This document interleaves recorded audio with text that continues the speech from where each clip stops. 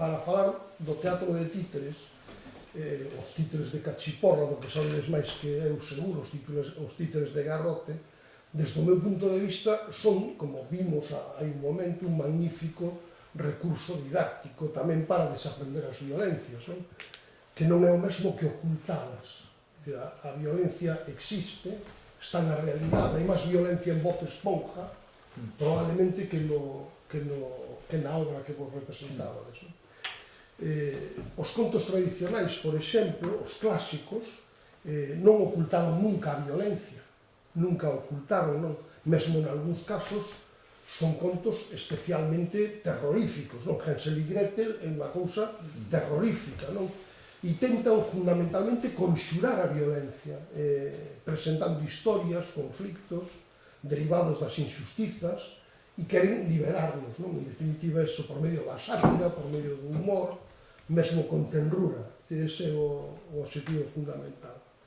Por lo tanto, trataríase de que os rapaces viviran e sentiran as emocións, a tristeza, a alegría, a separación, a perda, a rabia, a dor, mesmo o odio, a ira, para darlles cauce, é dicir, para transformalas estéticamente, artísticamente, para denunciar ao mesmo tempo unha realidade violenta, que é a realidade social na que todos vivimos, que provoca sufrimento, dor, morte, etc. Por lo tanto, claro que os títeres de Cachiporra representan a violencia, unha violencia que está presente claramente na sociedade, nas mesmas familias, está presente, responden, ademais a unha tradición moi antiga, o explicou moi ben o compañeiro, e naceron, eu creo que fundamentalmente para pegarlle aos ricos, para rirse das autoridades e actuar de desafogo social, que algo, polo menos desafogarse, non? Cos títeres, non? En definitiva, a liberdade contra a opresión, non? É un pouco como eu o resto, non? Pero, insisto, estamos a falar de violencia simbólica, é dicir, a representación artística da violencia ou a ficción, como estábamos comentando, non? Por lo tanto, a tradición dos títeres de Cachiporra, que antes nos comentaron, os Guiñois en Francia, Polichinela en Italia, o Don Roberto en Portugal, Barriga Verde aquí en Galicia, pues responden un pouco a esa idea, non? Os contidos son moi variados, pero coinciden en moitas cousas, a loita contra o poder arbitrario, por exemplo, contra o autoritarismo, e, sobre todo, facelo por medio da risa, menudo perigo, non? É a risa, non? Si queredes que eu vos diga algo sobre violencia, pois me teño que remontar a Johann Galtung e a súa definición das violencias que existen, non? Hai, fundamentalmente, el xa, desde o principio, falou de tres tipos de violencia moi diferentes, non? Unha é a violencia directa, aquela que todos interpretamos claramente como violencia, un asesinato, unha violación, un avión petando contra as torres xemelgas de Nueva York. Bueno, todos identificamos eso con violencia directa, claramente, non?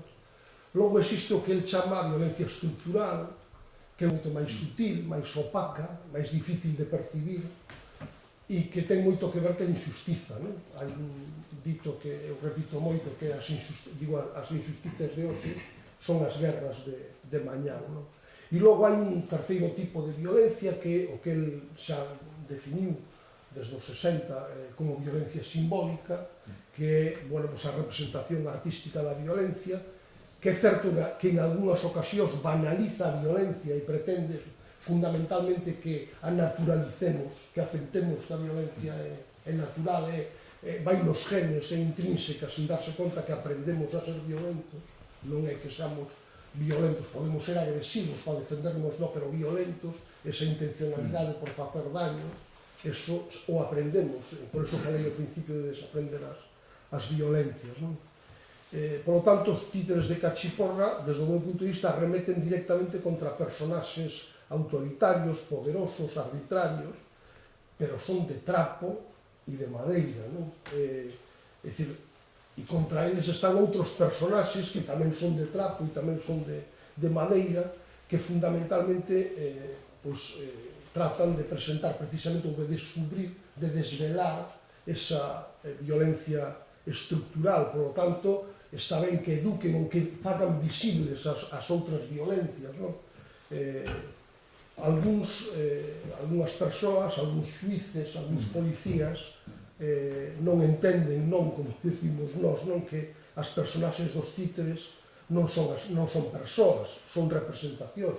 Isto sabía ata a Iglesia, me gustou moito ese descubrimento de La Guardia, non? Porque a Iglesia sabía esta realidade, mesmo cando facía representacións de títeres na Cuaresma, se permitían representacións de títeres, non?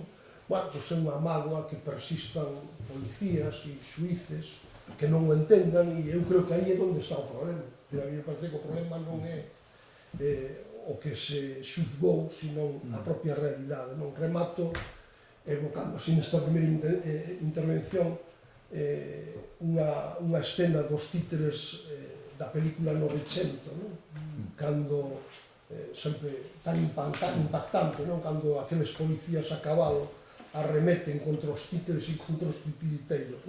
Bueno, pois algúns persisten en investir contra a liberdade de expresión, o que nos fala non da violencia nos títeres ou os títeres ou a violencia, sino das debilidades e as carencias da nosa democracia, me parece a mí, que é ese o problema.